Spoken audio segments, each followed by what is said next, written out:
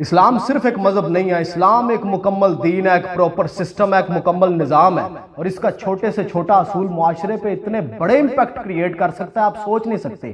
آپ اس پرابلم کو سولو کرنا چاہتے ہیں، اللہ کے رسول صلی اللہ علیہ وآلہ وسلم کے صرف ایک حکم پہ عمل کر لیں۔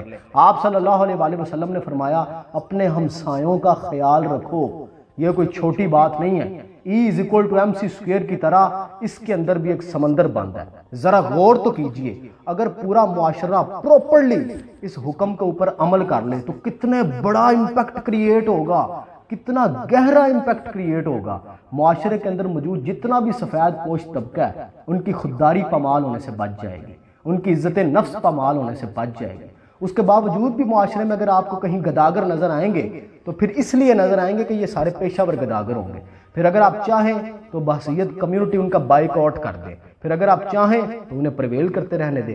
معاشرتی بگاڑ کی وجہ سے غربت کے جو ہولناک نتائج دیکھنے کو ملتے ہیں، اگر آپ اسی اصول پہ عمل کر لیں، اسی حکم پہ عمل کر لیں، اپنے ہمسایوں کا خیال رکھیں، اپنے رشتہ داروں کا خیال رکھیں، تو آپ ان نتائج سے بھی بچ جائیں گے۔ غربت کا ایک برائٹر اسپیکٹ بھی ہے۔ غربت چونکہ مصیبت ہے، آزمائش ہے، کہتے ہیں adversity is the mother of all greatness.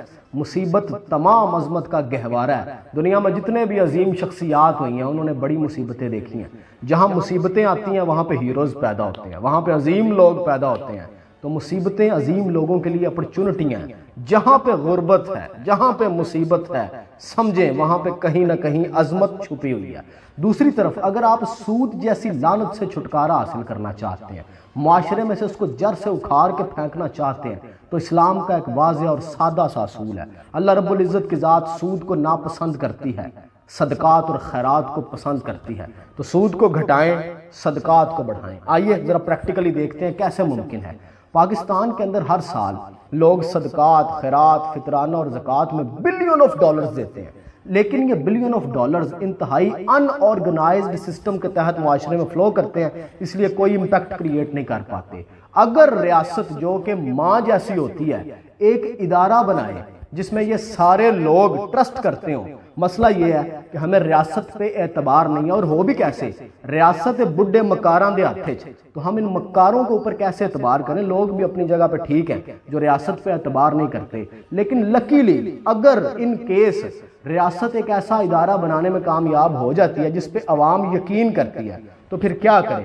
پورے کا پورا معاشرہ، پورے کا پورے پاکستان کے لوگ اس ادارے پہ ٹرسٹ کریں، اپنے صدقات، خیرات، زکوٰۃ جو کچھ بھی انہوں نے دینا ہے وہ اس ادارے کو دیں۔ پھر اس ادارے کی ذمہ داری ہوگی معاشرے کے اندر موجود جتنے بھی سفید پوش لوگ ہیں ان کی کفالت کریں۔ یہ ادارہ ان پیسوں سے ان کے بچوں کی شادیاں کروائے، یہ ادارہ اس پیسوں سے ان کے بچوں کی تعلیم پوری کرے، ان کے بچوں کو بیرون ملک بھیجے روزگار کے لیے، ان کے بچوں کو بیرون ملک بھیجے تعلیم کے لیے، یہ ادارہ لوگوں کو قرض حسنہ دے، یہ علاقہ لوگوں کی ان پیسوں سے ضروریات پوری کرے، اور خدا نخواستہ سوسائٹی کے اوپر، ملک کے اوپر کسی طرح کی کوئی آفت آتی ہے، جیسے آج کل آٹے کا بحران چل رہا ہے، تو ان پیسوں سے ادارہ پورے ملک کے لیے کام کرے۔ اب چونکہ یہ صدقات اور خیرات ہوں گے، لوگوں نے واپس تو نہیں لینے جیسے لوگ بینکوں میں پیسے جمع کروا کے واپس لیتے ہیں، یہ اس ادارے کے ہیں۔ اس ادارے کے اندر ایسے لوگ موجود ہوں جو ایماندار ہوں۔ میں چیلنج کرتا ہوں، ایک آدھے سال میں تو نہیں، پر اگر ایسا ایک ادارہ بنا دیا جائے جو صدقات اور خیرات کو ٹیکل کرتا ہو، ساتھ جس پہ لوگ یقین کرتے ہوں، تو 3-4 سالوں کے اندر معاشرے میں اتنا بڑا امپیکٹ کریٹ ہو سکتا ہے، یو کانٹ امیجن۔ لیکن پھر وہی بات کہ لوگ ٹرسٹ کیوں کریں؟ اب دیکھیں، آپ کے پاس اگر ایماندار بندے نہیں ہیں، اس میں اسلام کا قصور نہیں ہے، اسلام نے حل دینا تھا۔ ایماندار بندے پیدا کرنا، ایماندار بندوں کو اوپر لے کے آنا، یہ آپ کا قصور ہے۔ اگر آپ کے پاس نہیں ہے تو یہ آپ کا قصور ہے، آپ کی ناکامی ہے، اسلام کی ناکامی نہیں ہے۔ اگر آپ کے پاس ایماندار قیادت کا فقدان ہے، اسلام کے پاس آپ کے ہر پرابلم کا سلوشن موجود ہے۔ دوسری ایک بہت بڑی پرابلم جو ہم بحثیت معاشرہ فیس کر رہے ہیں، اسلام کو بحثیت دین پریزنٹ نہیں کیا جا رہا۔ آپ کسی بھی مسجد میں چلے جائیں، مدرسے میں چلے جائیں، وہاں پہ جو اسلام پریزنٹ کیا جا رہا ہے وہ اوریجنل میں اسلام نہیں ہے، وہ اپنے اپنے فرقے کو پریچ کیا جا رہا ہے، اپنے اپنے فرقے کی سپورٹ میں آرگیومنٹس بلڈ کیے جا رہے ہیں۔ ہر فرقہ اپنی ہی پسندیدہ شخصیات کے فضائلی جائزے اور ان پہ تقابلی جائزے پیش کر رہا ہے، کوئی بھی اسلام کو بحیثیت دین پیش نہیں کر رہا۔ آپ کو کہیں بھی ایسی کانفرنس نہیں دیکھنے کو ملے گی جس میں یہ بتایا گیا ہو کہ آئیں آج آپ کو اسلام کے اقتصادی سسٹم کے بارے میں بتاتے ہیں، اسلام کے اکنامک سسٹم کے بارے میں بتاتے ہیں، اسلام کے سماجی سسٹم کے بارے میں بتاتے ہیں، اسلام کے سوشیو اکنامک پرسپیکٹو کو ڈسکس کرتے ہیں۔ آئیے آج اسلام کو ایک دین کے طور پہ، ایک سسٹم کے طور پہ، ایک نظام کے طور پہ ڈسکس کرتے ہیں اور تقابلی جائزہ پیش کرتے ہیں کہ ویسٹ کے پاس جو اکنامک سسٹم ہے، اسلام کا اکنامک سسٹم اس سے بہت بہتر ہے، جو پوری دنیا کے لیے فائدہ مند ثابت ہوگا۔ ویسٹ کے پاس جو سوشیو اکنامک سسٹم ہے، اسلام کا اکنامک سسٹم اس سے بہت آگے ہے۔ ویسٹ کے پاس پرابلمز کے جو سلوشن ہے، اسلام کے پاس پرابلمز کے سلوشن اس سے بہت آگے ہیں۔ ان چیزوں کو کہیں آپ ڈسکس ہوتا نہیں دیکھیں گے، آپ نہ کوئی جلسہ دیکھیں گے ان موضوعات کے اوپر، نہ کوئی کانفرنس دیکھیں گے، آپ شخصیات کے فضائلی تقابل کے اوپر ہی سارے کی ساری کانفرنس دیکھیں گے، کیونکہ دین کو جو لوگ پریچ کر رہے ہیں بڑی معذرت کے ساتھ، وہ لوگ آپ کی آنے والی نسل کو، ہماری یوتھ کو جو سکولوں اور کالجوں کے اندر ہے، مینٹلی طور پہ، ذہنی طور پہ امپریس کرنے میں ناکام رہے ہیں۔ میں بڑی معذرت کے ساتھ کہنا چاہتا ہوں، you are failed to impress your generation. میں کالجز میں جاتا ہوں، یونیورسٹیز کے بچوں سے ملتا ہوں، مجھے پتہ ہے کہ آپ کس طرح فیل ہو رہے ہیں۔ اگر آپ کے پاس ان کے سوالوں کے جواب نہیں ہیں تو اس کا یہ مطلب نہیں کہ اسلام کے پاس نہیں ہے، اسلام کے پاس سوالوں کے جواب موجود ہیں، لیکن آپ اپنے ان اذہان کے کیلیبر کو میٹ نہیں کر رہے۔ وہ جس طرح کے آرگیومنٹس ڈیمانڈ کرتے ہیں آپ نہیں دے رہے۔ آپ یہ کہہ دیں کہ ہم نے اس پرسپیکٹو میں دین کو نہیں پڑھا، جو پڑھ رہا ہے ان سے آپ کو جواب لے کے دیتے ہیں، جب آپ ان کے اوپر اسلام کو مسلط کرتے ہیں وہ آپ سے باغی ہوتے ہیں۔ آپ یقین کریں ہمارے والدین کو ہم سے صرف یہ شکایت ہے کہ تو نماز نہیں پڑھن جاندا، 2 دن ہو گئے میں تینوں مسیتے نہیں دیکھیا۔ انہیں یہ ہم سے کوئی شکایت نہیں ہے، یہ ڈر نہیں ہے ہمارے معاملے میں، خدا نخواستہ ہم اللہ رب العزت کی ذات کو مانتے نہیں ہیں۔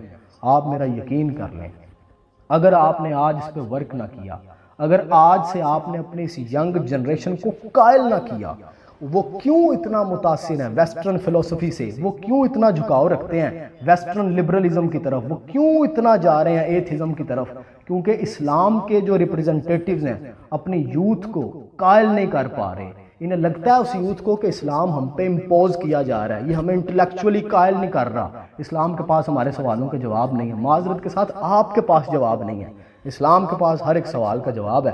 آپ نے ہر کسی کے مینٹل لیول کو سمجھنا ہے، پڑھنا ہے، اس کے مطابق اسے جواب دینا ہے۔ نکل آئے ان لٹریچر ریویو سے باہر، آپ کی جنریشن بہت آگے ہے۔ یہ جو موبائل آپ نے اپنے ہاتھوں میں پکڑا ہوا ہے نا، یہ کوئی آلہ مکبر صوت نہیں ہے، یہ نظریات بناتا ہے اور توڑ دیتا ہے، یہ مائنڈ میکر ہے، یہ مائنڈ چینجر ہے، یہ آئیڈیالوجیز کو بناتا ہے، یہ آئیڈیالوجیز کو توڑ دیتا ہے، یہ مائنڈ بنا رہا ہے آپ کی نسل کے۔ آپ کو اندازہ بھی نہیں ہے آپ کا پالا کتنے بڑے لوگوں سے پڑھنے والا ہے۔ اگر آپ نے اپنی نسل کو امپریس نہ کیا، متاثر نہ کیا، انٹلیکچولی اسلام کی طرف راغب نہ کیا، تو پھر آپ اپنی خیر منا لیں۔ انٹلیکچولی راغب کریں اپنی یوتھ کو اپنی طرف، بتائیں کہ اسلام کے پاس دنیا کے ہر ایک سوال کا جواب ہے۔ اگر آپ کے پاس نہیں ہے تو آپ کے علم کی کمی ہے، برملا اظہار کر دے اس کا۔ انہیں کہیں کہ ہمیں اسلام کے بارے میں صرف عقائد و عبادات کا پتہ ہے، پتر ہم نے کبھی نہیں پڑھا تھا اسلام کو اتنے بڑے لیول پہ جا کے، ہم نے کبھی اسلام کو ایک دین کے طور پہ نہ کبھی سنا ہے، نہ ہم نے کبھی پریچ کیا ہے۔ اسلام کے پاس ہر سوال کا جواب ہے، پتر اسی کبھی پڑھے آنی ہے گا۔ ایڈمائر کر جاؤ، نی ڈاؤن کر جاؤ، کہو کہ ہاں لوگ آ رہے ہیں جو اسلام کو اس لیول پہ پڑھتے ہیں، آپ کے سوالوں کے جواب دیں گے، ہم صرف عقائد اور عبادات کو جانتے ہیں۔ نی ڈاؤن کر جاؤ، مان لینا ہی مراد جے، جو کہتا ہے کہ اسے سب پتا ہے اسے ککھ نہیں پتا، اور جو کہتا ہے کہ اسے کچھ نہیں پتا اسے سب پتا ہے۔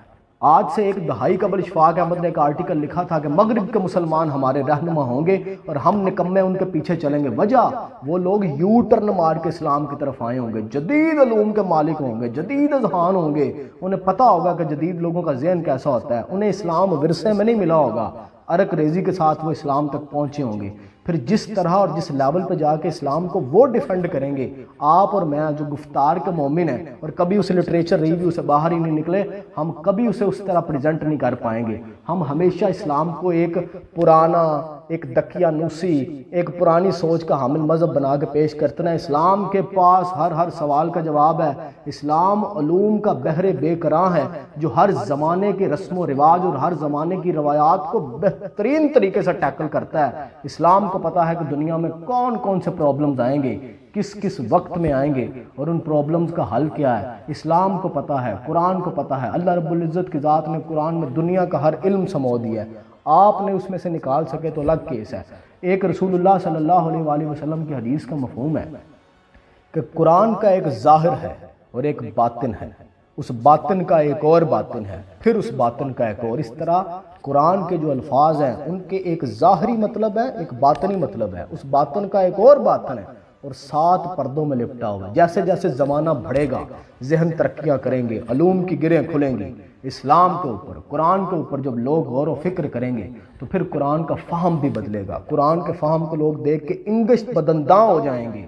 یہ وہ لوگ ہیں جنہوں نے اسلام پہ غور و فکر کیا۔ آپ تو عقائد و عبادات سے باہر نہیں نکل آئے، آپ کے تو پہنچے پتہ نہیں اوپر سے نیچے ابھی تک نہیں ہوئے، 1400 سال گزر گئے ہیں، آپ ان رولوں سے نہیں نکل رہے کہ پہلے ہاتھ دھونے ہیں، کہ پہلے منہ دھونا ہے، کہ پہلے پیر دھونے ہیں۔